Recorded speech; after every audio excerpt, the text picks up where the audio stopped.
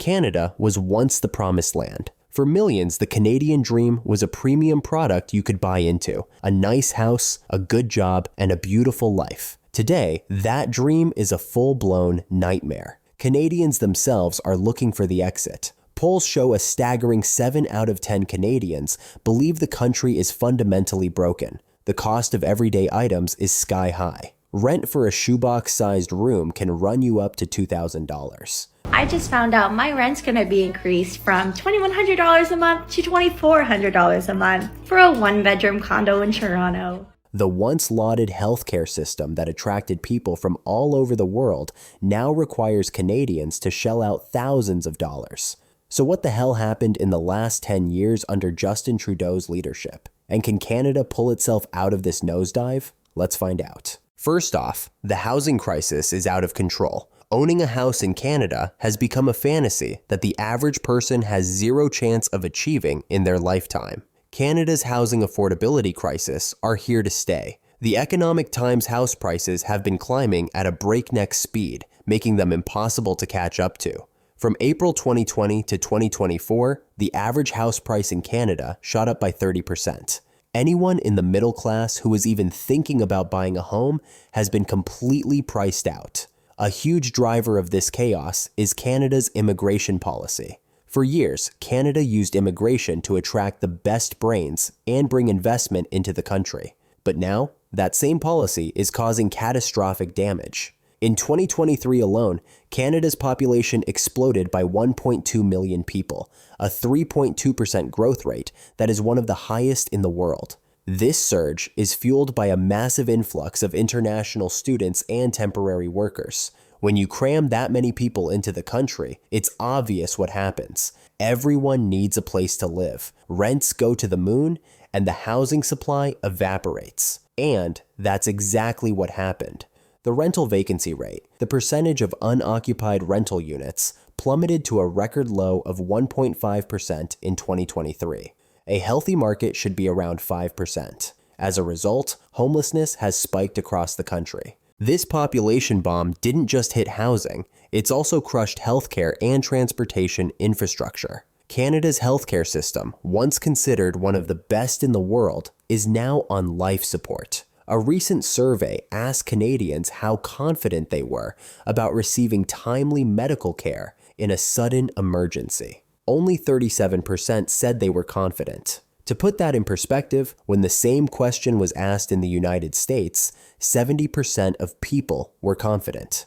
Yeah, Canada's healthcare system is now officially worse than America's. It doesn't get much more pathetic than that. There's a good reason for this lack of confidence. In December 2022, Allison Holthoff, a 37-year-old mother of 3, was rushed to a hospital emergency room. She was in extreme pain and could barely breathe. She was left to wait in the ER for hours. During that time, Allison Holthoff turned to her husband and said, "I feel like I'm dying. They're going to let me die here." After waiting for approximately 7 to 8 hours, Allison Holthoff died. When events like this become common, public trust in the system rightfully collapses. Hospitals in Canada are completely overburdened, and there's a critical shortage of medical workers. It's not that Canada doesn't have medical professionals. It's that the salaries offered are so low that they either refuse to work or move to other countries for better pay. This job crisis extends to other sectors as well, thanks again to flawed immigration policies. Millions of people enter Canada on student visas. But according to a November 2023 report, around 19% of study permit holders may not even be attending the schools listed on their permits. People from developing countries, especially India, are flocking to Canada on student visas, then immediately ditching their studies to find work. They're willing to take jobs for rock-bottom wages. A job that a Canadian would do for $7,000 a month, these new arrivals will do for $3,000, which completely guts the job market for actual Canadians. Immigration itself isn't the problem. The United States became an economic powerhouse because of it. It's a place where the world's best minds can come and innovate. But in Canada's case, Justin Trudeau's government went all in on bringing in as many students as possible to juice the economy. But when you force arbitrary quotas, like the 550,000 international student permits issued in 2022 alone, you're just begging people to exploit the system. So with all this demand, why aren't developers just building more houses? Canada has endless land, right? The demand is there, so why aren't investors meeting it? The problem is Canada's insane zoning restrictions.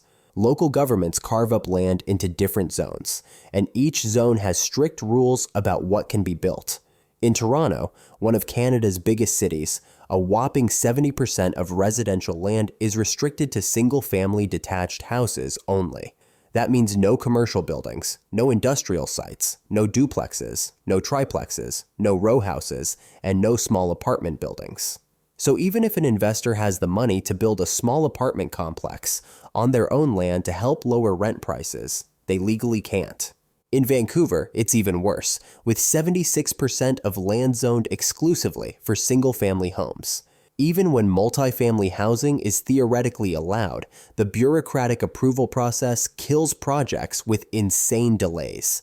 Canada ranks as the second worst country in the OECD for building approval times.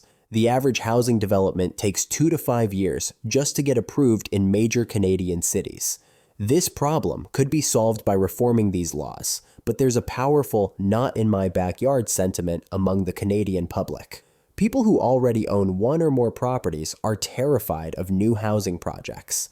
They think reforms will lower their property values, reduce their rental income, and create noise and traffic. So, to keep their voter base happy, local governments refuse to implement any meaningful change. Canada's drug crisis has gotten so bad that many cities now have full-blown zombie areas, with drug addicts littering the streets. The substance use market in Canada was already valued at $46 billion back in 2017. From 2017 to 2024, there were over 244,000 ER visits due to suspected overdoses, with 71% being males and 35% females. Drugs are sold openly on the streets, and nobody stops it.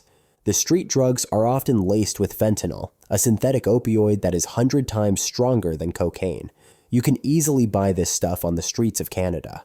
The reason for this is that Canada has decriminalized the possession and sale of up to 2.5 grams of hard drugs, including opioids, cocaine, and methamphetamine. Although the Canadian province of British Columbia recriminalized the public use of drugs in 2024, it has done little to curb overall drug use. It just means fewer people are seen drugged out on the streets. Canada is the only country in the world where the government runs a safe supply program that gives free drugs to addicts. The debate in Canada is that drug addicts can't quit, so they'll find drugs one way or another. The government's logic is that instead of letting them buy fentanyl-laced poison from the market, they should provide them with high-quality drugs themselves. Meanwhile, the rest of the world admits drug addicts to health centers to get them treatment. But because of Canada's soft on-crime policies, these drugs are now ending up in the hands of children. Many drug addicts simply take the free drugs from the government program and sell them. They give us stuff that they like to think is harm reduction and stuff that may help, but a lot of people are just going to take it and go resell it.